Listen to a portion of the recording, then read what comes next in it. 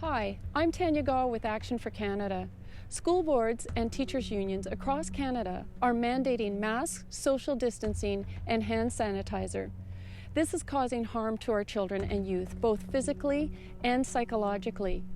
This is even though the science tells us that children and youth are at nearly 0% chance of contracting or transmitting this virus.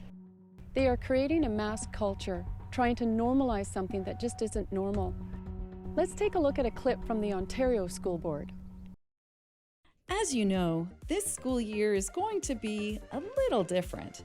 Be sure you have cleaned your hands before entering the school and make sure to wash them a lot. What the school boards and unions aren't talking about is what this is actually doing to our children and youth.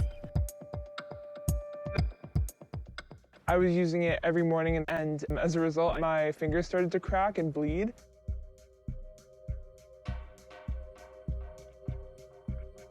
When you walk into the school, the vice principal is standing there and there's a table with a hand sanitizer bottle and it looks bad if you don't use it.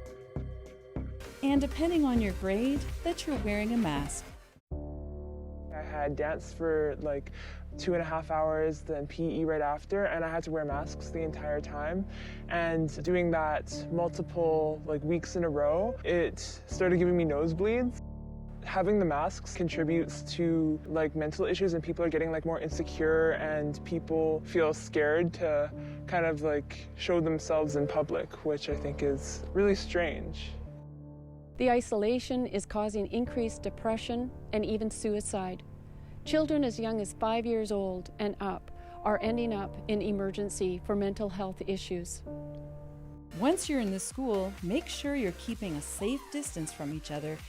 I've gone pretty much over a year without seeing any of my really good friends and getting to actually hang out and interact with them.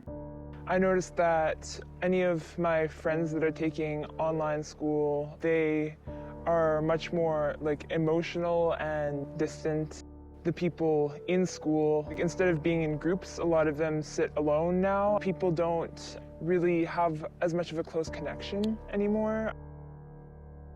Quite a few people in my classes have been struggling with depression. I'd say better than half of them.